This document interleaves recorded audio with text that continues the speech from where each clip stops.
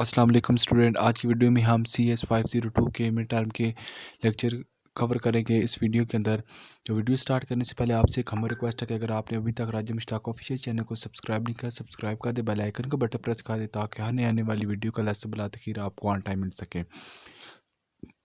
तो चले हम इंट्रो की तरफ यहाँ पे मूव करते हैं। चैप्टर 1 हमारे पास इसमें इंट्रो करवाया गया है अलगोरिथम के अबाउट।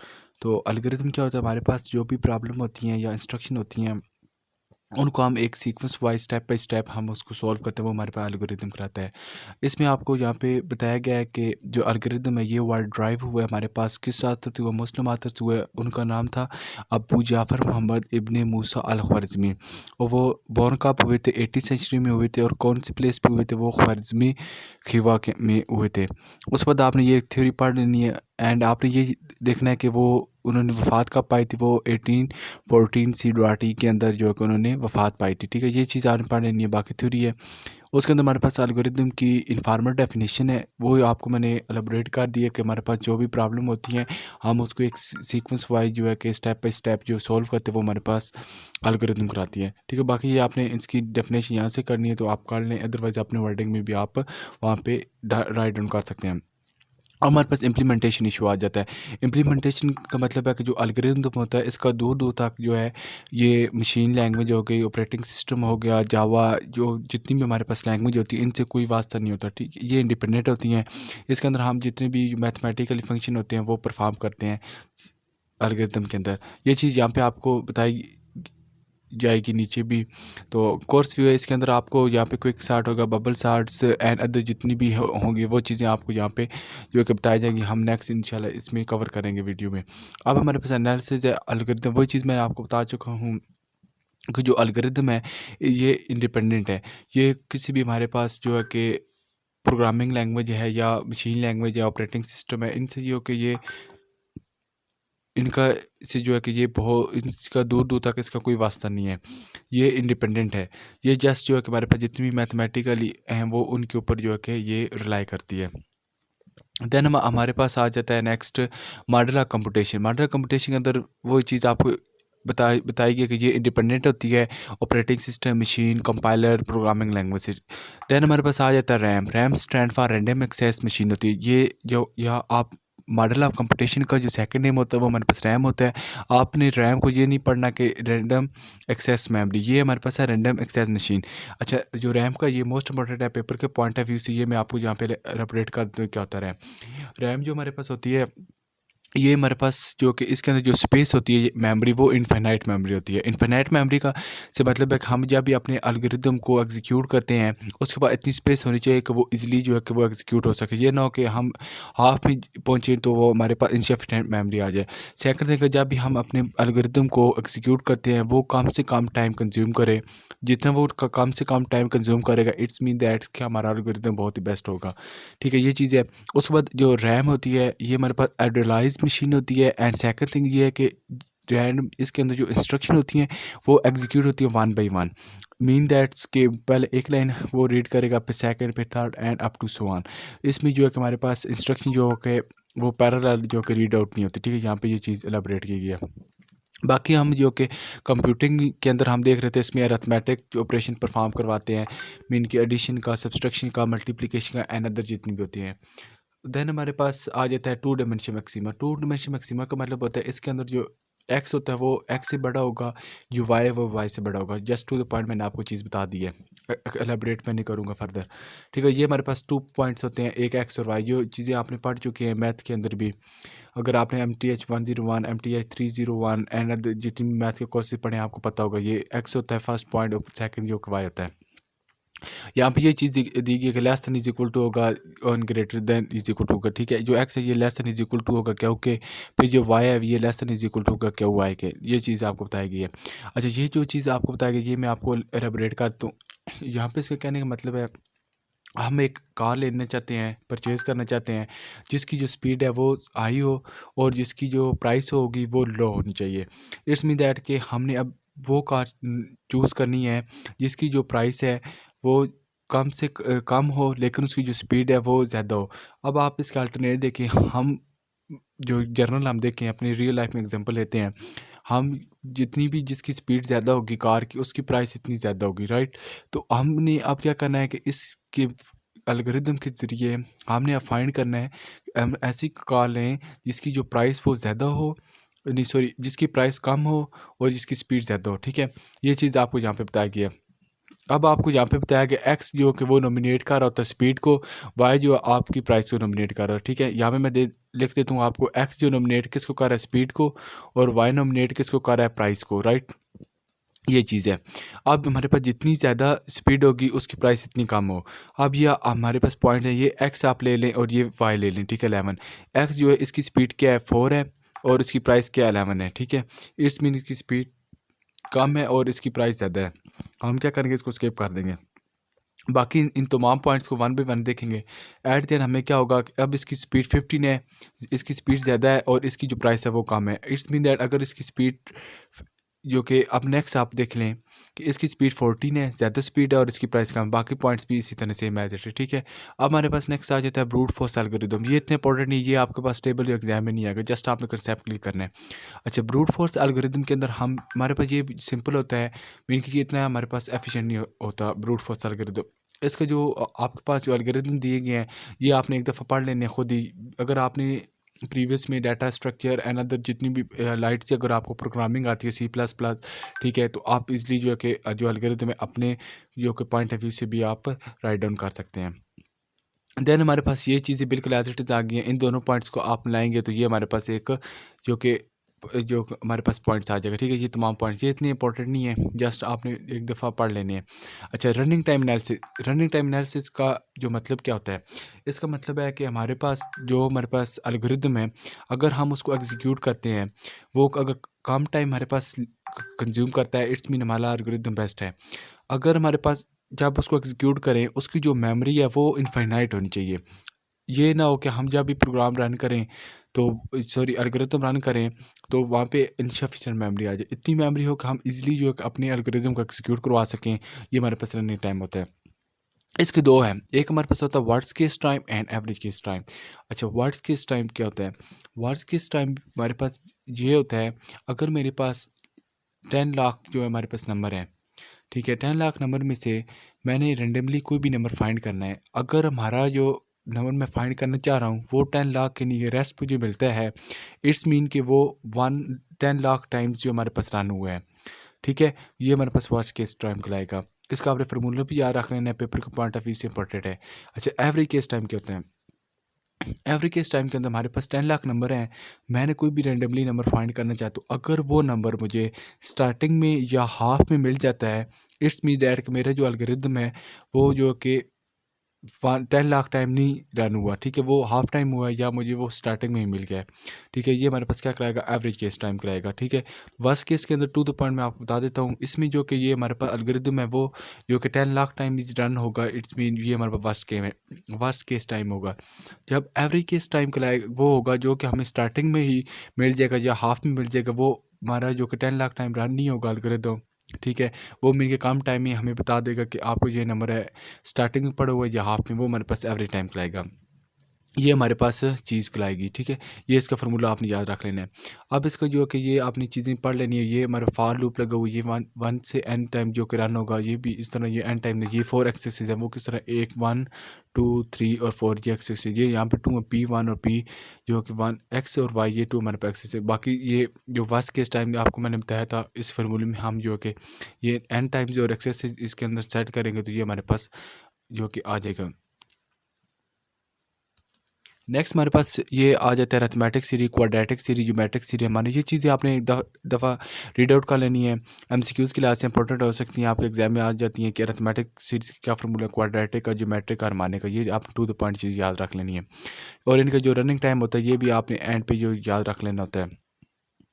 देन हमारे पास आ जाता है ये आपने जो एल्गोरिदम एक दफ़ा रीड आउट कर लेनी है, तो 2 डायमेंशन मैक्सिमा आ जाता है हमारे पास। ये हमारे पास एक्स पॉइंट्स है और ये वाई है, ये less than is equal to, ये चीज़ वही है।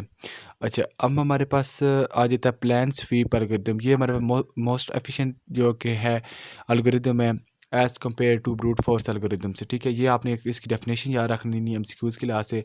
और हमारे पास जो अगर हमारे पास प्लान स्वीप वर्टिकल लाइन में होगा तो वो किसकी तरफ मूव करेगा, लेफ्ट टू राइट होगा, ये चीज़ एज एमसीक्यूज इंपॉर्टेंट है। अब हमारे पास आ जाता है प्लान स्वीप। अच्छा, इसके अंदर ये हमारे पास पॉइंट दिए गए हैं, ये हमारे पास स्टैक। अगर आपने CS3 डाटा स्ट्रक्चर आपने पढ़ा हुआ है, इट्स मीन कि ये आपके लिए इतना डिफिकल्ट नहीं होगा। ये स्टैक में पुश एंड पॉप की चीज़ें आपको पता होगी, जो प्रीवियस कंसेप्ट है। अच्छा, इसमें हमारे पास आ जाता है, यहाँ पे मैं फर्स्ट पॉइंट ले लेता हूँ 2 और 5, यहाँ पे ये स्टैक में आ जाएगा, ठीक है। नेक्स्ट मैं ले लेता हूँ 3 और 13, ठीक है।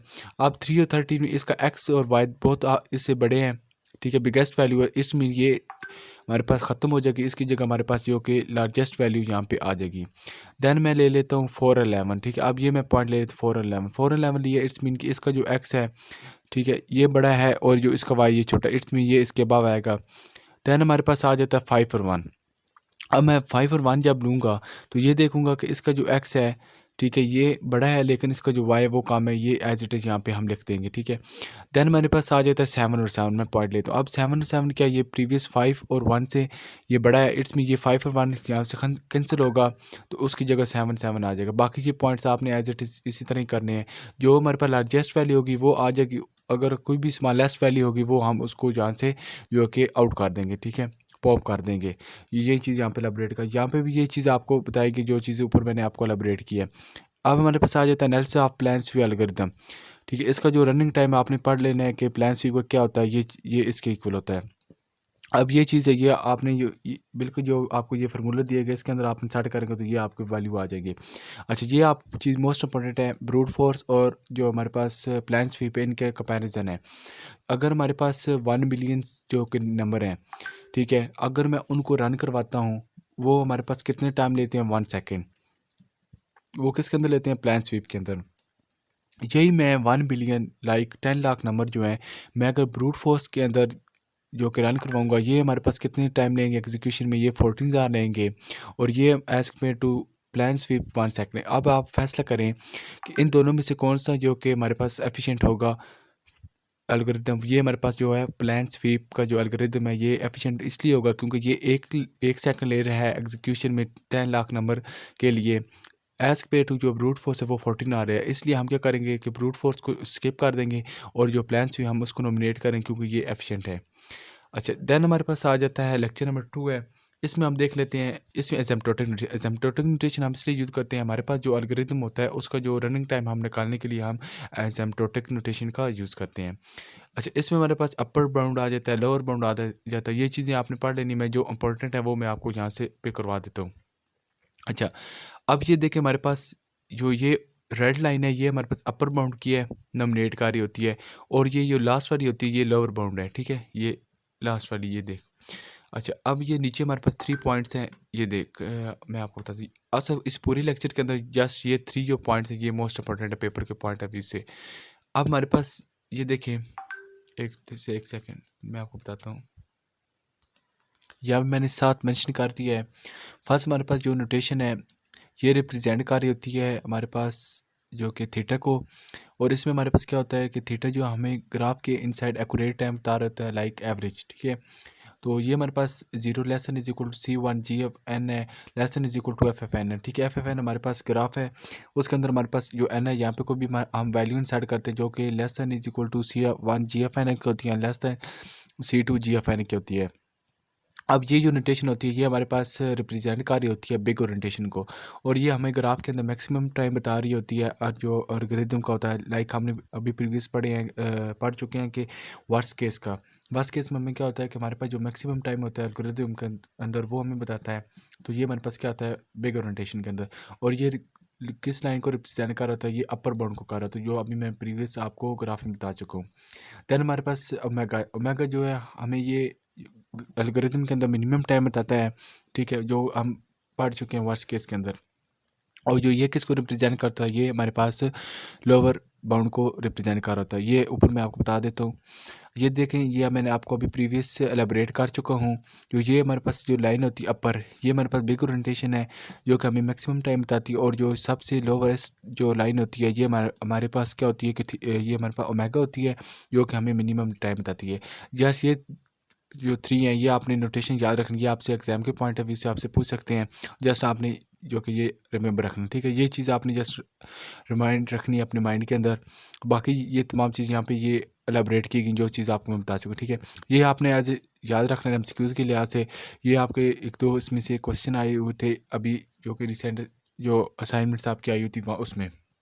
इसमें आपने क्या देखना है कि हमारे पास जो थीटा वन है ये हमारे पास क्या होता है, इसका कांस्टेंट टाइम होता है। ठीक है, इसके अंदर जो हमारी जो टाइम है वो बिल्कुल एक कांस्टेंट ही रहता है। ठीक है, ना अप्स होता है ना डाउन होता है। अब हमारे पास थीटा लॉग एन है। अब हमारे पास अगर सपोज लॉग 1 लाख है, अब जब मैं 1 लाख का लॉग लूँगा वो हमारे पास 20 बन जाएगा। इट्स मीन दैट कि हमने 20 स्टेप के अंदर हमने बता दिया कि हमारी वैल्यू क्या है। अब थीटा एन है, ये हमारे पास जो कि फास्टेस्ट, जो कि बहुत तेज़, जो कि रैपिडली रन होने वाला एल्गोरिदम होता है। देन है थीटा लॉग एन है, ये हम इसलिए यूज़ करते हैं ताकि हमारे पास जो भी डाटा दिए होता है एल्गोरिथम के अंदर हम उसको सॉर्ट कर सकें। सॉर्ट के मीन के एक सीक्वेंस वाइज असेंडिंग आर्डर में हम लिख सकें। देन है theta N square and comma theta N cube. तो ये हमारे पास इसके अंदर ये स्मॉल और या लार्जर इसमें नहीं होते, जो कि N less than is equal to 1000 mean के 1000 से कम ही नंबर होते हैं, इससे अबव नहीं हो सकते या इसके इक्वल होते हैं। इसके अंदर ये हमारे पास है, ये हमारे पास n less than is equal to 15 के होते हैं नंबर। उसके बाद theta n factorial and theta n की पावर एन है, ये हमारे हमें बताते हैं कि हमारे पास जो स्मॉलेस्ट जो नंबर होते हैं ये जस्ट नॉमिनेट कर से N less than is equal to 20 को। जस्ट ये चीज़ें आपने एमसीक्यूज़ के लिहाज से याद रखनी है। अब हमारे पास आ जाता है कि चैप्टर नंबर 3 है डिवाइड एंड कंकर स्ट्रैटेजी का है। डिवाइड का मतलब क्या होता है? डिवाइड का मतलब होता है हमारे पास जो हमारे पास डाटा दिया जाता है या प्रॉब्लम जो होती है, हम उसको क्या करते हैं कि उसको छोटे छोटे पार्ट्स के अंदर, स्लाइसिस के अंदर उसकी पार्टीशन बनाते हैं या उसको टुकड़ों के अंदर हम डिवाइड करते हैं। ये चीज़ हमारे पास डिवाइड है। नेक्स्ट हमारे पास आ जाती है कंकर। कंकर का मतलब है कि हमारे पास जो हमने डिवीजन की होती है या उसकी पार्टीशन की होती है, हम उसको क्या करते हैं कि सॉर्ट आउट या उसको सॉल्व करने की ट्राई करते हैं। कंबाइन, जब हम उसको सॉल्व कर लेते हैं फिर हम क्या करते हैं, जितनी भी हमारे पास स्लाइसेस होती हैं उन सबको आपस में कंबाइन करते हैं और एक सीक्वेंस के अंदर हम उसको लिख देते हैं। ये हमारे पास कंबाइन करता है। मर्ज के अंदर हमारे पास ये 3 चीज़ें हैं, डिवाइड, कंकर एंड कंबाइन। डिवाइड के अंदर ये चीज़ मैंने आपको बताई थी, हमारे पास जो भी डाटा होता है उसको हम छोटे छोटे पार्टीशन के अंदर डिवाइड कर देते हैं। अब हमारे पास कंकर के अंदर हम क्या करते हैं, हमारे पास जो प्रॉब्लम होती है हम उसको एक सीक्वेंस के अंदर जो कि सॉल्व करते हैं। कंबाइन, जो हमारे पास प्रॉब्लम जो है उसका सलूशन हमने फाइंड किया होता है, उन तमाम जो हमारे पास स्लाइसेस होते हैं, पार्टीशन होती है, उन सब को आपस में कंबाइन करके एक शॉर्ट लिस्ट के अंदर हम उसको लिख देते हैं। ये हमारे पास कहलाता है। इसके अंदर हमारे पास ये एल्गोरिदम है, ये मैं आपको जो कि नीचे आपको बता दूँ ये किस तरह है।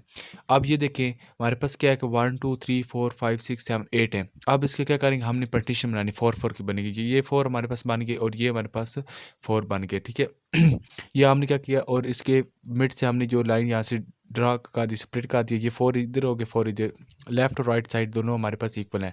अब क्या हुआ कि 7 5 2 4 लेफ्ट साइड, ये लेफ्ट साइड की साइड पे आ जाएगा और 1 6 3 0 ये राइट साइड के अंदर आ जाएगा। अब क्या होगा, हम इसकी पार्टीशन बनाएंगे, 7 5 2 4 की बनाएंगे। क्या होगा कि 7 5 इन ये 2 2 की बन गई, टोटल 4, आप इनकी हाफ करेंगे तो 2 2 बनेगा। 7 5 एक साइड पे होगा और 2 4 इधर होगा राइट साइड पे। फिर क्या होगा, इन दोनों के हम बनाएंगे, पार्टीशन करेंगे, 2 2 की बनेगी।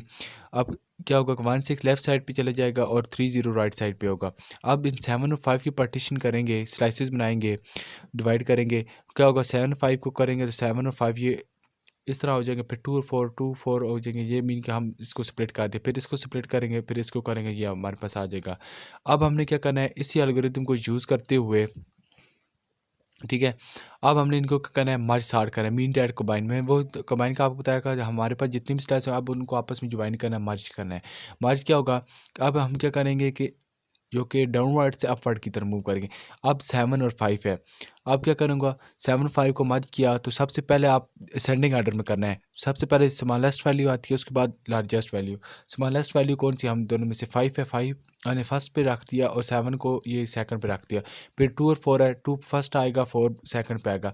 1 और 6 है, ये एज इट इज़, ये असेंडिंग आर्डर में है, तो इसी तरह 3 और 0 है, तो क्या होगा, 0 पहले आएगा, 3 बाद में आ जाए। अब फिर क्या करना है कि इन दोनों को आपस में करना है मर्ज। अब इनकी बारी है तो इनको मर्ज करेंगे। 5 पहले आएगा हमारे पास, इन 5 7 2 4, इनमें से सबसे स्मॉलेस्ट वैल्यू कौन सी है, ये 2 है, ये फर्स्ट पे हमने 2 रख दी। फिर इसके बाद 2 से बड़ी कौन सी है, 4, फिर 4 लिख दी। फिर 4 से बड़ी 5, 5 से बड़ी फिर 7, ये इस तरह हमने इसको सॉर्ट कर दिया। अब इन 1 6 0 3 में से करेंगे तो सबसे स्मॉलेस्ट वैल्यू हमारे पास 0 है, उसके बाद कौन सी है बड़ी, फिर 1 है, 1 से बड़ी 3 है, 3 से बड़ी 6 है, वो एज इट इज़ लिख दी। अब क्या करूँगा कि ये एक इस बॉक्स को और इस बॉक्स को आपस में कंबाइन करेंगे। सबसे स्मॉलेस्ट वैल्यू हम देखेंगे इन दोनों में से कौन सी 0 है। 0 के बाद फिर 1 है, 1 के बाद कौन सी बड़ी है 2, 2 से बड़ी कौन सी है 3, 3 से फिर बड़ी कौन सी है 4, 4 से बड़ी 5, 5 से बड़ी 6, 6 से बड़ी 7। तो ये हमारे पास एक असेंडिंग आर्डर में हम इसको लिख देंगे, ये चीज़ है। अब हमारे पास है एनालिसिस ऑफ मार्क्स चार्ट। अब हमने करना है इन आपस को कंबाइन करना, तो वो करते हैं। अब ये हमारे पास फार्मूला दिया गया, पेपर के पॉइंट ऑफ व्यू से इंपॉर्टेंट है। T N is equal to ये 1 और एन हमारे पास हमें पता है 1 है। अब टी जो है n/2 plus T n/2 plus N है। अच्छा, अब हमारे पास जो ये टी n/2 प्लस 1 ये किसको नॉमिनेट, ये हमारे पास नॉमिनेट कर रहा है सीलिंग को। सीलिंग का मतलब होता है कि हमारे पास अगर एक कोई वैल्यू पॉइंट में है 3.05 है, अगर कोई भी पॉइंट में वैल्यू होगी तो उससे क्या होगा, हम एक नंबर ऐड करके उसको लिख देंगे। 3.05 है, इसमें 3.05 को इससे बड़ा नंबर एक कौन सा है 4 है, तो हम 4 कर देंगे। फ्लोर के अंदर क्या होता है कि ये हमारे पास n/2 ये सेकंड नंबर जो किसको नॉमिनेट कर रही है फ्लोर को। फ्लोर का मतलब होता है कि हमारे पास पॉइंट को हम स्किप कर देंगे, उससे पहले वाली वैल्यू एज इट इज़ लिख देंगे। ये हमारे पास 3.05 है। अब क्या करें, पॉइंट को स्किप करके उसकी जो पॉइंट से पहले वाली वैल्यू वो एज इट इज़ लिख देंगे, ये कहलाएगा। हमारे पास क्या है T1 हमारे पास किसकी इक्वल है, ये हमारे पास 1 की इक्वल है, तो एज इट इज़ 1 आ गया। अब 2 है, तो अब क्या करेंगे, 2 को हमने ये बनाना है, तो 2 को बनाएंगे क्या, 1 + 1 किसकी इक्वल है 2 की, T1 + T1 ये किसकी होगा T2 की होगा। अब ये जो T1 है ये यहाँ पे एज इट इज़ जो है कि अब T2 साथ आ जाएगा, ठीक है। T1 हमारे पास ये पहले 1 था, फिर अब 2 आ गया। अब क्या करें, T1 की वैल्यू हमारे पास क्या है, ये 1 है। उसके बाद फिर T1 की वैल्यू क्या, T1 है और ये 1 आ गया, और 2 करेंगे तो 4 आ गया। अब T3 है, 3 को हमने मिलाना होगा, किस तरह बनाएंगे 2 + 1। अब क्या होगा T2 + T1 ये 3 होगा, प्लस ये इनसाइड जो 3 है ये एज इट इज़ यहाँ पे हम लिख देंगे। अब T2 की वैल्यू क्या है हमने निकाली, ये T2 किसके इक्वल है 4 के है, ये 4 आ गया, इसकी जगह ये 4। फिर T1 की वैल्यू क्या है, ये देखा 1 है, ये यहाँ पे 1 आ गया, और साथ 3 जो है ये वाला एज इट इज़ यहाँ पे आ गया, और ये इनको कंबाइन करेंगे 8 आ गया। अब 4 है, 4 को किस तरह बनाएंगे, 2 + 2 होगा, तो ये क्या बन गया 4 बन गया, और ये साथ इनसाइड 4 ये एज इट इज़ यहाँ पे आ गया। अब T2 वैल्यू क्या हमारे पास 8 है, फिर सेकंड T2 की वैल्यू 8 है, फिर नहीं सॉरी T2 की वैल्यू हमारे पास क्या है यहाँ पे 4 है, ये देखिए सॉरी ये T3 की थी, T2 की वैल्यू 4 है, यहाँ पे 4 आ गया। फिर T2 की वैल्यू 4 है, एज इट इज़ 4 आ गया। फिर ये 4 एज ये 12 बन गया। फिर 5 है, 3 और 2 करेंगे तो T3 की वैल्यू क्या है 8 है, और T2 की वैल्यू क्या हमारे पास 4 है। 8 और 4 करेंगे, और साथ ये 5 जो इनसाइड वाला आ जाएगा ये 70 बन जाएगा, ठीक है। ये चीज़ हमारे पास इस तरह हमने की है। अब हमारे पास ये चीज़ किस तरह आई है, अब क्या करें, इसकी पावर ऑफ 2 है, तो ये देखें T1/1 इज इक्वल टू 1 क्या है, T1 हमारे पास हमने जो निकाला है अब ये देख, मैं इसको रिमूव करता हूँ, ये रेस किया। अब इसको आपको सही समझ आ गई, इसका जो कलर है मैं ये यहाँ पे ये कर देता हूँ ब्लू। अच्छा, ये T1/1 है, T1 की वैल्यू क्या है, ये हमारे पास 1 है। अब यहाँ पे 1/1 के इसका आएगा 1 की। अब 2 किसकी इक्वल है, T2/2 ये इनसाइड ये 2 ये डिवाइड में चला गया, T2/2 क्या आ गया, T2 की वैल्यू क्या है, ये हमारे पास 4 है, 4। अब हमें पता है कि 4 बाय ये 2 है, ये साथ 2 आएगा, और इज इक्वल टू, या आप इसको कैंसिल करेंगे 2 1 ज़ा 2 2 2 ज़ा 4 2 2 आ जाएगा। इस तरह हमारे पास 4 है, 4 की हमें पता है वैल्यू क्या है 4, 12 है, 12/4 करेंगे तो ये 3 आ जाएगा, 4 3 ज़ा 12 ये 3। बाकी ये तमाम इस तरह करनी है हमने। देन हमारे पास आ जाता है कि iteration method of solving recursive relation, इसका जस्ट आपने फार्मूला याद रख लेना, और ये बिल्कुल सेम एज इट मेथड जो मैंने आपको अब बताया है। अब हमारे पास है विजुलाइजिंग रिकर्सिव यूजिंग जो रिकरियन ट्री है, इसका फार्मूला आपने जस्ट देख लेना, पेपर के पार्ट से इंपॉर्टेंट है। और इसके बाद ये हमारे पास है, अब इसको क्या किया है कि इसको हमने क्या करना है कि इसको मर्ज करना है, तो क्या करेंगे इसको, ये देखिए n है। अब जब इसको हम स्लाइसिंग में डिवाइड करेंगे तो n क्या हो जाएगा, n/2 हो जाएगा, ये n/2। फिर क्या होगा, n/2 को हमने अगेन इसके पार्टीशन बनाएंगे, 2 बनेंगी तो n/4 बन जाएगी, इसकी भी n/4। अब इसकी 2 2 बन जाएंगी, फिर 8, फिर यहाँ पे 8, फिर क्या हो जाएगा ये 8, फिर 8, यहाँ पे n/8 ये दो बहुत साइड पे स्प्लिट हो जाएंगे। फिर क्या हो जाएगा, इनके जो लास्ट पे हमने 1 1 1 कर देना है, और ये साथ इसका जो कि जो मर्ज का जो टाइम होगा वो हम दे देंगे, ये जो कि एटलीस्ट हमारे पास टोटल आ जाएगा, ठीक है। ये किसकी इक्वल होगा, इनके लेवल log n+1 जो कि लेवल्स बन जाएंगे हमारे पास। इसकी जो एग्जांपल है ये देख लेनी, इतनी इंपॉर्टेंट नहीं है पेपर के पॉइंट ऑफ व्यू से। अच्छा, सिलेक्शन प्रॉब्लम क्या होती है, इसका हमारे पास है rank of element, rank of element है। ये हमारे पास डाटा दिया गया है हमारे पास। अब क्या करना है कि हमने इनको सॉर्ट करना है, एक सीक्वेंस में लिखना है। पहले हमारे पास छोटी, उससे पर बड़ी बड़ी, इस तरह करके हम इसको लिखेंगे। अब हमारे पास रैंक 8 है रैंक 1 है, 8 का जो रैंक क्या बनेगा, ये इसके ऊपर जो अबव वैल्यू होगी ये हमारे पास 4 है, ठीक है, ये हमारे पास 4 आ जाएगी। अब मैं आपको कहता हूँ कि 15 का रैंक क्या बनेगा, ये हमारे पास 6 बनेगा। इस तरह 37 का क्या बनेगा, 8 बनेगा। ये आपने इस तरह जो कि करना है इसको सॉल्व। बाकी ये थ्योरी आपने पढ़ लेनी है। अच्छा, अब हमारे पास आ गया सीव टेक्निक। इसमें हम क्या करते हैं कि हमारे प्रीवियस हम जितनी भी एल्गोरिदम पढ़ चुके हैं, ये इससे थोड़ा सा एफिशिएंट होता है। ये किस तरह होता है इसमें हमारे पास जो अगेन है, अगेन चीज़ों को हमने डिवाइड नहीं करना पड़ता। हम जस्ट इसको क्या करते हैं कि एक ही चीज़ में जो कि ब्रेक करके हम इसको सॉल्व कर रहे थे, क्योंकि प्रीवियस में हमने पढ़ चुके हैं। ये ऊपर मैं आपको बताता हूँ। ये देखिए हमने क्या किया, इनको इसको फिर इसमें डिवाइड किया, फिर इसको आगे डिवाइड किया, इसको आगे डिवाइड किया। ये इनको मीन कि हमने आगे सब पार्ट्स के अंदर डिवाइड करते हैं। लेकिन क्या होगा, सीव टेक्निक के अंदर हम क्या करेंगे, इसको एक ही पार्ट के अंदर हम इसको डिवाइड कर लेते हैं टेक्निक के अंदर। सपोज ये एग्जांपल है हमारे पास, ये देखें, ये पीवोट, ठीक है। पीवोट का मतलब क्या होता है, पीवोट का मतलब होता है कि हम रेंडमली कोई एक नंबर लेंगे। रेंडमली में यहाँ से 4 पिक किया। अब क्या होगा, 4 के जो लेफ़्ट साइड पर, जो कि 4 से लेफ़्ट साइड पे इसके स्मॉलेस्ट नंबर आएंगे, और इसके जो राइट साइड के ऊपर इसके जो कि इसके बिगेस्ट या लार्जेस्ट नंबर होंगे। 4 से जो कि स्मॉलेस्ट नंबर को क्या होंगे, 1 होगा, 3 होगा और 2 होगा, ठीक है। ये क्या होगा, 3, 2, 1 और 2 आ जाएगा, ठीक है। अब ये राइट साइड है, राइट साइड में हमने क्या बताया कि इसकी जो कि लार्जेस्ट नंबर हो, लार्जेस्ट 4 से बड़े कौन कौन से हैं हमारे पास, 6 है, 9 है, 5 है और 7 है। ये चीज़ हमारे पास ये देखा गया, ये चीज़ आपको बताई गई है, ठीक है। ये अब हमारे पास सिलेक्शन एल्गोरिथम, ये आपने पढ़ लेना है, ठीक है। अच्छा, सिलेक्शन एल्गोरिथम ये थ्योरी पढ़ लेनी, मैं यहाँ से आपको नीचे से एलाबरेट कर देता हूँ। इसका कलर मैं चेंज करता हूँ, ये देखिए, हाँ 1 मिनट, हाँ ये ठीक है। अब हमारे पास ये डाटा दिया गया है, ठीक है, अरे में। अब मैं क्या करूँगा, पिवोट का मतलब क्या होता है, हम रेंडमली कोई नंबर पिक करते हैं। मैं यहाँ से क्या कर लेता हूँ, 4 ले लेता हूँ, ठीक है। अब मैं क्या करना है, इसकी जो लेफ़्ट साइड पे स्मॉलेस्ट नंबर होंगे और इसके राइट साइड पे जो है कि लार्जेस्ट नंबर होंगे। लेफ़्ट साइड 4 की क्या बनती है, ये अबव साइड सॉरी इसके क्या होंगे कि ये लेफ़्ट साइड पे इसकी स्मॉलेस्ट नंबर है 2, 1, 3, और इसके जो राइट साइड के ऊपर जो लार्जेस्ट नंबर आ जाएंगे, ठीक है, ये आ गए। अब हम क्या करेंगे, इसकी जो लार्जेस्ट नंबर है इनको हम यहाँ से कैंसिल कर दें, ख़त्म कर देंगे, और इससे ये 4 को भी साथ, ये ख़त्म हो गया। अब इसकी जो लार्जेस्ट नंबर क्या है, 6, 9, 5, 7, ये मैं लिख दूँगा, ठीक है। अब मैंने क्या किया कि 6 मैंने 4 क्यों किया है, आप ये थिंक करें, इसलिए किया है क्योंकि मैंने क्या किया है, 4 को जो कि क्या हुआ है, इसके 1, 2, 3, 4, इसके जो 4 नंबर यहाँ से माइनस किए हैं, ठीक है। तो ये 6 मैंने 4 किसके आ गया, 2 आ गया। अब मैं इस अरे में से क्या करता हूँ, एक पिवोट नंबर लेता हूँ रेंडमली, 7 लिया। अब इसको क्या करूँ, मैं एक सीक्वेंस में लिखूँगा, क्योंकि जो कि 7 के राइट साइड पे 7 से बड़े नंबर होंगे और इसके लेफ्ट साइड पे 7 से कम होंगे। जो 7 से स्मॉलेस्ट नंबर ये ऊपर आ गए और लार्जेस्ट यहाँ पे आ गए, ठीक है। अब क्या हुआ, 7 के जो, इसके बाद ये हमारे पास पिवोट 7 बन गया। अब मैं क्या करूँगा, इससे जो स्मॉलेस्ट नंबर है वो ले लेता हूँ, ये ख़त्म हो जाएंगे। 6 और 5 लिया, अब क्या करूँगा, इसका 6 यहाँ से रेंडमली नंबर लिया, अब क्या इसको सीक्वेंस में लिखूँगा तो क्या होगा, 5 और 6 आ जाएगा, ठीक है। क्योंकि 6 से जो स्मॉलेस्ट नंबर जो कि लेफ्ट साइड पे स्मॉलेस्ट होता है, ये 5 आ गया, तो ये हमारे पास इसका रैंक क्या बन गया, 2 बन गया। ये इस तरह हमारे पास ये डन हो गया। इसके बाद हमारे पास एक एनालिसिस सिलेक्शन है।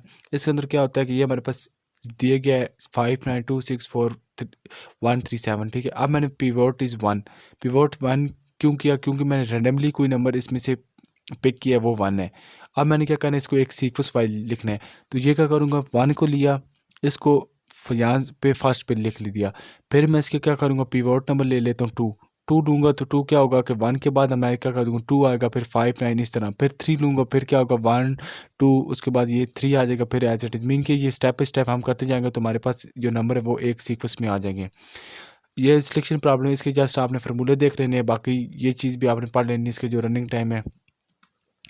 उसके बाद हमारे पास आ जाता है लेक्चर, ये अब आप अच्छा ये देख, हीप सॉर्ट एल्गोरिथम क्या होते हैं, ठीक है। ये चीज़ थोड़ी सी इंपॉर्टेंट है पेपर के पॉइंट ऑफ व्यू, ये मैं आपको बता देता हूँ। अच्छा, ये हमारे पास ये ट्री दी गई है, आपने डाटा स्ट्रक्चर में पढ़ा होगा। ये हमारे पास नंबर है। आप क्या करना है कि हमने ये क्या करना है कि राइट से लेफ़्ट की तरफ मूव करना है, ठीक है। ये राइट है, ये हमारे पास राइट साइड है, और ये हमारे पास ये लेफ़्ट है। हमने क्या करना है, राइट से लेफ़्ट की तरफ मूव करना है। जो हमारे पास ये फर्स्ट नंबर होता है ये पेरेंट्स नंबर होता है। अगर आपने डाटा स्ट्रक्चर में पढ़ा हुआ है आपको इजीली यहाँ से मेरी बात समझ आ जाएगी, अदरवाइज़ आपको माइंड में कोई चीज़ समझ ही नहीं आनी, ठीक है। फिर आप ये ना कहिएगा कि मैंने आपको जस्ट फॉर्मेलिटी पूरी करने के लिए मैंने वीडियो बनाई है। जस्ट अगर आपके प्रीवियस कोर्सेज के डाटा स्ट्रक्चर के अगर आपके कंसेप्ट हैं तो आपको ये वीडियो समझ आ गया, अदरवाइज़ आपको आनी नहीं है, ठीक है। ये हमारे पास है पेरेंट्स हैं 87, कौन सा है ये हमारे पास पेरेंट्स है 87, ठीक है। इसका जो कि इसका कॉम्बिनेशन जो कि एंड से बनेगा, एंड पे हमारे पास कौन सा है लेफ्ट राइट नंबर ये 32 है 23। अब 23 जो है कि पेरेंट्स की जगह मूव हो जाएगा और ये पेरेंट्स नंबर है ये यहाँ पे मूव हो जाएगा। ये इसी तरह हुआ नेक्स्ट। फिर क्या होगा कि 87 है या ये 87 को मैं क्या कर दूँगा ये फर्स्ट नंबर पे एंड वाले फर्स्ट पे लिखूँगा और यहाँ से फिर क्या होगा कि ये 87 ख़त्म हो जाएगा। ये देखिए यहाँ पे ख़त्म हो गया। अब क्या करूँगा इस 23 का जो मैं कंपैरिजन किससे करूँगा ये 90 से करूँगा। जब 90 से किया तो अब 90 ऊपर चले जाएगा और 23 नीचे मूव हो जाएगा, ठीक है। नहीं सॉरी, अब ये 23 है और इसमें से देखना है कि ये लेफ़्ट साइड का कौन सा नंबर है ये 57 है, ये बड़ा नंबर है। आप क्या करूँगा कि ये 57 ऊपर चले जाएगा और ये 23 वाला ये नंबर है ये नीचे मूव हो जाएगा। ये 57 पेरेंट्स नंबर बनेगा ये, और ये हमारे पास जो कि लार्जेस्ट नंबर है। अब क्या करूँगा 57 का कंपैरिजन किससे करना है 90 से करूँगा। जब इसका 90 से किया तो ये 90 ऊपर चलेगा 57 नीचे आ गया और यहाँ पे क्या होगा ये देखें 57 नीचे आ गया और 90 जो ऊपर चलेगा। अब क्या होगा 57 जो कि ये 87 की जगह चले जाएगा और 90 हमारे पास होगा। अब क्या होगा कि 90 हमारे पास क्या होगा 90 से ये हमारे पास स्मॉलेस्ट नंबर है, हमने यहाँ पे क्या करना है ये पेरेंट नंबर हमारा जो है कि लार्जेस्ट होना चाहिए। तो क्या होगा ये 14 ऊपर चला जाएगा और 90 हमारे पास नीचे आ जाएगा। तो ये एज इट इस तरह हुआ। अब क्या होगा कि ये इस 40 का कंपैरिजन इससे करूँगा तो ये 40 नीचे आ जाएगा और 15 ऊपर चला जाएगा। तो यहाँ पे क्या हो जाएगा यहाँ पे 50 नंबर आ जाएगा, ये देखें या 50 आएगा, नहीं सॉरी यहाँ पे 44 आएगा क्योंकि 15 ऊपर गया है और यहाँ पे 44 था। 44 इस पे टेबल में आ जाएगा। तो यहाँ से 44 अब ख़त्म हो गया। नेक्स्ट ये 12 बच गया। अब मैं देखता हूँ कि मेरा जो 23 है इन दोनों से बड़ा है। तो अब क्या करूँगा इसका जो कंपैरिजन अब यहाँ से करूँगा। अब ये 12 जो है ये 23 की जगह चला जाएगा और 23 जो है कि ये 12 की जगह चला जाएगा। ये बिल्कुल एज इट इस तरह हुआ है। अब क्या होगा कि 23 जो है यहाँ से ख़त्म होगा और ये यहाँ पे इस टेबल के अंदर 4 पे रिप्लेस हो जाएगा। तो होगा तो अब क्या है कि ये 15 12 और 90 रह जाएंगे। अब मैं क्या करूँगा इस 12 का कंपैरिजन करता हूँ कि यहाँ पे लार्जेस्ट वैल्यू कौन सी है ये हमारे पास है। अब ये ऊपर चले जाएगा 20 इसकी जगह 12 आ जाएगा। तो ये हमारे पास 90 बन। अब 90 का क्या होगा कंपैरिजन राइट साइड से हम करते हैं तो ये राइट साइड से 12 ऊपर और 90 नीचे, ये बिल्कुल एज इट इज़। अब क्या होगा कि यहाँ पे जब 90 आएगा 90 नीचे चला जाएगा फिर क्या होगा कि यहाँ पे 12 आ जाएगा। ये 15 और 12 है। अब क्या होगा इन दोनों का आपस में आ जाएगा सीक्वेंस में, पहले 12 आएगा फिर 20 आ जाएगा, पहले 12 आएगा फिर पहले 15 आएगा फिर 12 आएगा। तो ये हमने इस तरह जो कि अपने डाटा को सॉर्ट कर दिया, ठीक है, इस ट्री के ज़रिए ये चीज़ हमने आपको बताई गई है, ठीक है। अब नेक्स्ट हमारे पास है कि ईपीफाई प्रोसीजर। ईपीफाई का ये आपने एक दफ़ा पढ़ लेना है कि ये हीप से ही हुआ है। हीप का मतलब होता है कि हमारे पास एक मेमोरी का ढेर होता है जहाँ से बहुत ज़्यादा मेमोरी पड़ी होती है, वहाँ से हम जितनी हमें मेमोरी चाहिए होती है या कंज्यूम करनी होती है हम ले लेते हैं। अब हमारे पास है नेक्स्ट ऑफ ईपीफाई, इसका जो ये एमसीक्यूज़ के लिहाज से एक जो लाइन है आपने पढ़ लेनी है। अच्छा अब हमारे पास आ जाती है बिल्ट हीप है। बिल्ट हीप के अंदर हमारे पास आपने पढ़ लेना है इसका एनालिसिस ऑफ बिल्ट हीप। एक सेकेंड। अच्छा ये हमारे पास है बिल्ट हीप है। बिल्ट हीप के अंदर ये आपने फार्मूले याद रख लेना है, ये 2 की पावर h+1 - 1 है। अच्छा जो ये फार्मूले हैं ना ये हमारे पास वही यहाँ पे आ रहे हैं जो आपने डाटा स्ट्रक्चर के अंदर पढ़े हुए। ये सारा का जो सारा कंसेप्ट है ये पेरेंट्स वाला या नोड्स वाला, ठीक है, left tree left node right node, ये सारा का सारा जो कंसेप्ट है ये आपका डाटा स्ट्रक्चर वाला है। अगर आपने डाटा स्ट्रक्चर को अच्छी तरह रीड किया है पढ़ा है तो ये आपको समझ आ जाएगी, अदरवाइज़ ये आपके माइंड से ही जो कि में बैठनी नहीं ये चीज़। ये हमारे पास है 3 है, ये हमारे पास कौन सी है लेवल 1 है, और ये हमारे पास कौन सा है ये लेवल 2 है, ये हमारे पास लेवल 3 है और ये हमारे पास लेवल 4 है। अब ये देखें ये लेवल 1 है आ गया फिर 2 आ गया, इस तरह ये हमारे पास ये आ जाएंगे। पहले क्या है 0 से स्टार्ट हुआ 0 फिर 1 2 3 लेवल आ ये 0। अच्छा सॉरी यहाँ से क्या हुआ ये लेवल 0 है, ये हमारे पास 1 है, ये 2 है और ये हमारे पास लेवल 3 है। अब यहाँ से क्या हमारे पास 1 2 4 8 आ गया, ये किस तरह आया 1। ये हमारे पास यहाँ पे कितनी नोड है, एक में ये यहाँ से माउस नहीं चाह रहा। अच्छा ये हमारे पास कितनी नोड है ये 1। फिर यहाँ पे कितनी है 1 और 2 नोड्स हैं, यहाँ पे मल्टीप्लाई 2 होगा। यहाँ पे कितनी है 1 2 3 4 नोड्स हैं, तो यहाँ पे 4 आ गया। ये 8 है, 1 2 3 4 5 6 7 8, ये 8 है। ठीक है, जो ये वाली 1 2 4 ये हमारे पास जितनी नोड ये वो है, और जो 0 1 2 3 ये हमारे पास लेवल है। लेवल किस तरह है, ये हमारे पास फर्स्ट लेवल है, 0 से स्टार्ट होता है, फिर 1 लेवल है, फिर 2 है, और ये हमारे पास 3 है। इसको हम करेंगे तो ये हमारे पास बिल्ट ही बन जाएगी, आएगी नल से। अच्छा, अब हमारे पास है कि हीप सॉर्ट है, इसके जो कि हिसाब ये आपने पढ़ लेना है कि इसी से क्या होते हैं। अच्छा, क्विक सॉर्ट इंपॉर्टेंट है पेपर के पॉइंट ऑफ व्यू से। क्विक सॉर्ट जो ये किसके ऊपर बेस करता है, डिवाइड एंड कंकर स्ट्रेटजी के ऊपर। ये मोस्ट इंपॉर्टेंट एमसीक्यूज है पेपर के पॉइंट ऑफ व्यू से, ये आपने याद रखना है कि क्विक सॉर्ट ये किसके ऊपर होता है, रिलाई करता है, डिवाइड एंड कंकर स्ट्रेटजी के ऊपर करता है। देन हमारे पास है कि पार्टीशन एल्गोरिथम। पार्टीशनिंग का मतलब होता है कि हमने जो हमारे पास एल्गोरिथम होता है उसको छोटे छोटे पार्ट्स के अंदर डिवाइड किस तरह करते हैं। अच्छा, अब हमारे पास है ये हमारे अरे दी गई है, ये पी है क्यू एस आर। अब देखें ये नंबर जो हमारे पास 3 है, ये क्या 5 से छोटा है? अगर 5 से छोटा है तो एस मूव करेगा, ठीक है, अदरवाइज जो कि एस मूव नहीं करेगा। इट्स मीन कि ये 5 है, ये 3 से कम है, इट्स मीन कि ये एस आगे मूव होगा, क्या यहाँ पे आ गया। अब मैं क्या करूँगा 3, अब 8 है, जो एस का अब क्या बना 8। अब मैं देखता हूँ क्या 8 जो है कि ये 3 से छोटा है, नहीं ये बड़ा है। इट्स मीन ये क्या यहाँ पे स्टे रहेगा, एस आगे मूव हो जाएगा। जब एस मूव होगा, अब जब एस का कंपैरिजन हम करते हैं 6 का, तो ये हम देखते हैं कि 8 का, और अब हमने क्या करना है कि 8 और 4 का करना है, क्योंकि ये 8 और 4 का कंपैरिजन करेंगे, ऐसे इसी तरह रहेगा। 8 और 4 का कंपैरिजन किया तो क्या होगा कि जो हमारे पास 8 और 4 का किया, सॉरी यहाँ पे 8 एंड 4 का करना है कंपैरिजन, ठीक है। तो इसमें क्या होगा कि ये 4 8 से छोटा है, ठीक है। तो 4 क्या होगा, 4 8 की जगह रिप्लेस हो जाएगा, 8 जो 4 की जगह रिप्लेस होगा, एस आगे मूव कर जाएगा। तो वही बात हुई, यहाँ पे 8 था, 4 आ गया, और 4 की जगह 8 आ गया, एस आगे मूव हो गया। अब हमने क्या करना है कि इसके बाद हमारे पास आ गया है कि 7, फिर इन दोनों का 6 का, ये तो हमारे पास कंप्लीट। फिर क्या करना है 6 और 3 का कंपैरिजन करना है, क्योंकि ये 7 जो 6 से बड़ा है। सो फिर हम नेक्स्ट मूव करेंगे, नेक्स्ट 6 और 3 का किया, क्या होगा कि 3 6 की जगह आ जाएगा, और 6 जो है कि ये 3 की जगह चला जाएगा। तो ये बिल्कुल सेम एज इट यही हुआ।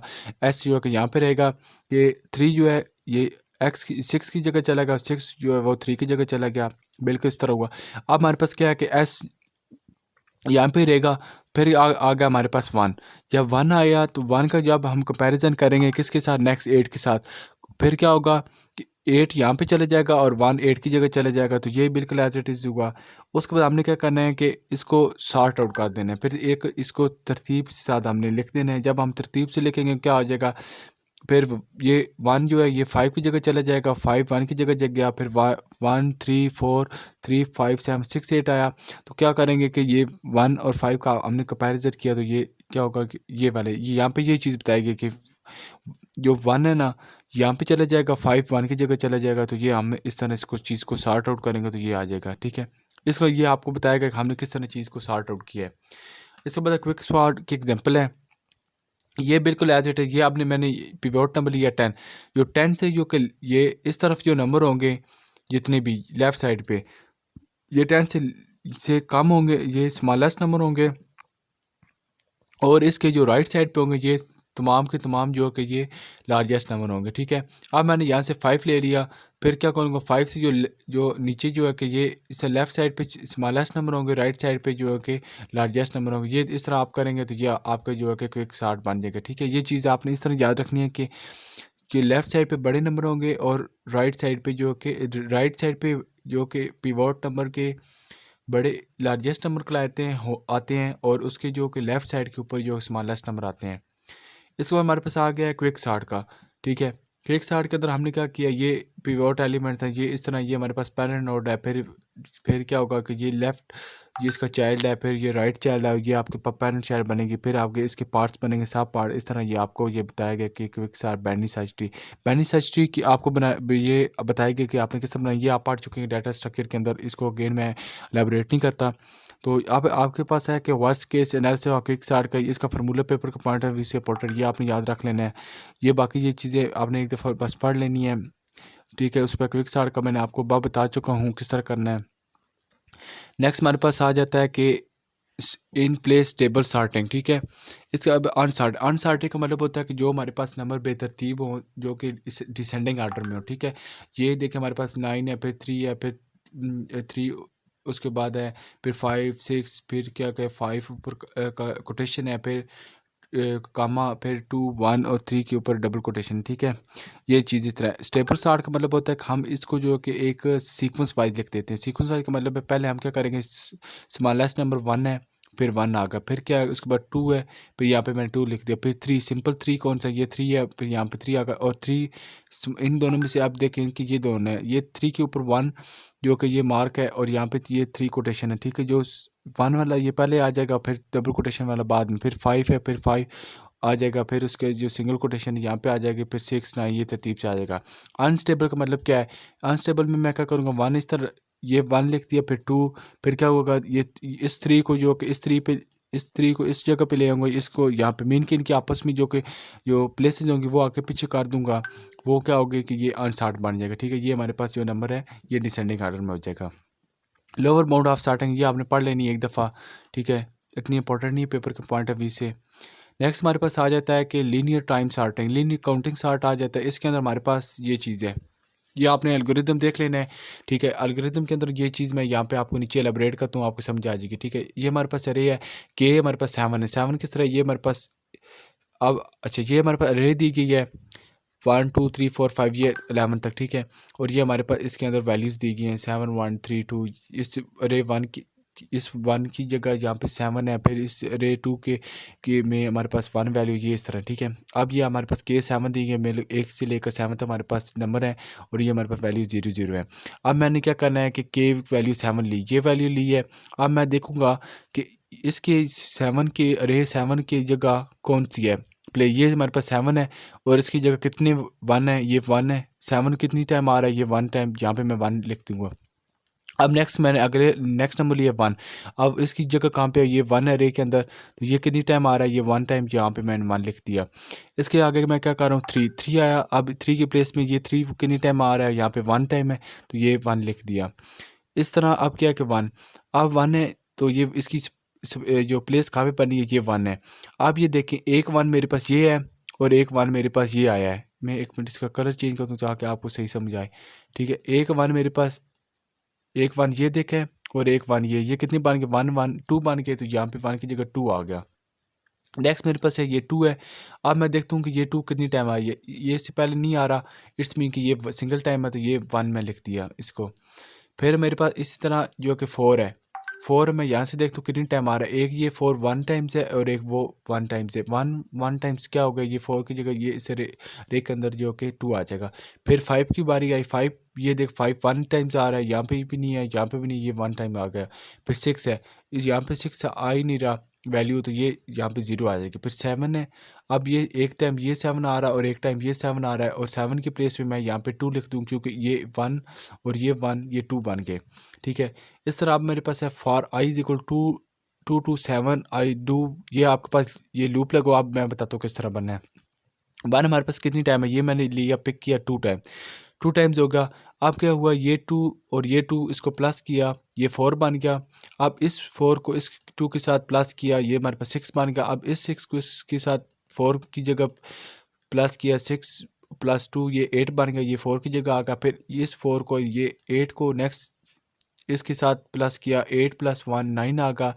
फिर इस 9 को ये इसके साथ प्लस किया, तो 9 + 0 ये 9 आया। फिर 9 को इस 2 के साथ प्लस किया, तो ये 11 आ गया, ठीक है। ये इस तरह आपको यहाँ पे लूप लगा हुआ है, ये आपको समझाना चाह रहे हैं, ठीक है। ये मैंने आपको टू द पॉइंट बता दिया है, और ये आपने जो कि एक दफ़ा रीड आउट कर लेना है, ठीक है। बाकी ये चीज़ें इस तरह ही आपको बताई गई हैं कि जो मैं आपको एलाबरेट कर चुका हूँ कि ये किस किस तरह आए हैं, लूप लगाए हुए हैं। तो ये इतनी इंपॉर्टेंट नहीं है पेपर के पॉइंट ऑफ व्यू से, जो चीज़ मैंने आपको बता दी है वो आपने माइंड में रखनी है। अब बकेट और बिन सॉर्ट क्या होते हैं ये देखें ना, मैं आपको बताता हूँ, ठीक है। अब मेरे पास ये नंबर है, डिफरेंट नंबर आपको दिए गए रैंडमली, ठीक है। ये देख, अब मैंने क्या किया कि इस 1 की प्लेस पे मैंने क्या किया, सबसे पहले मैं वैल्यू रख लेता हूँ, ये चूज़ की कि 1.17, ठीक है। ये मैं कलर चेंज कर लेता हूँ। क्या किया यहाँ पे मैंने क्या किया 0.17, फर्स्ट मैंने क्या लिखा, या इस 1.12 की जगह क्या किया 17 लिखा। जब इसको 1 और 7 लिखा, उसके बाद इसी प्लेस के ऊपर मैंने क्या कर दिया, 0.12 लिखा।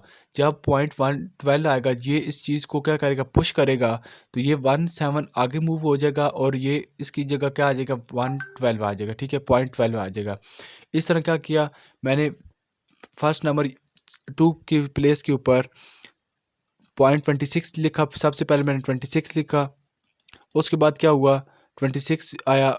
जब 26 फर्स्ट नंबर पे लिखा, यहाँ पे 21 की जगह फर्स्ट, ये देखे मैं आपको बताता हूँ, यहाँ पे मैंने 26 रखा।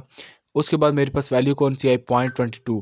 जब 0.22 आई तो ये इसकी जगह 0.23 आ जाएगा, उसके बाद 0.21 आ जाएगा। ठीक है, मीन के पहले ये वैल्यू आई, उसके बाद जब ये आई तो ये इसको आके पुश कर दिया, फिर इसके बाद ये आई, ये इस तरह मीन के ये आ जाएगी। ठीक है, फिर 3 की जगह मैंने प्लेस कर दिया 0.39। मीन कि आप किसी भी प्लेस के ऊपर अपनी मर्जी से नंबर रखेंगे। जब इसके अंदर एक और मैं नंबर यहाँ पे सपोज रख देता हूँ 0.72।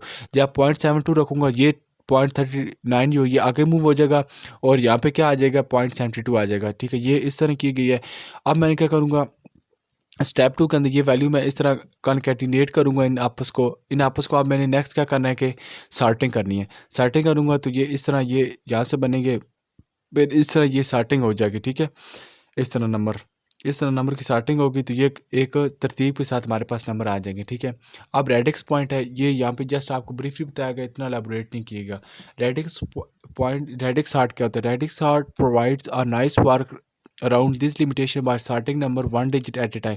इसके में ये होता है कि हमारे पास जो भी हमने नंबर को सॉर्ट करना होता है एट ए टाइम, हम जस्ट एक नंबर को सॉर्ट आउट कर सकते हैं। ठीक है, जब मैंने किसी भी नंबर को तरतीब के साथ लिखना होता है, पहले एक नंबर को सॉर्ट करूँगा एट ए टाइम, फिर सेकंड नंबर को सॉर्ट आउट करूँगा एट ए टाइम, फिर थर्ड को सॉर्ट आउट करूँगा at a time. Mean that इसको एक पैरेलल एट ए टाइम हम नंबर्स को सॉर्ट नहीं कर सकते, इसको 1 by 1 at a time number को सॉर्ट करते हैं। ये हमारे पास कहलाता है रेडिक्स पॉइंट। और तो ये हमारे पास यहाँ तक था, हमारे पास मिड टर्म का सिलेबस था। तो मैंने आपको इस वीडियो के अंदर ब्रीफली एलाबोरेट कर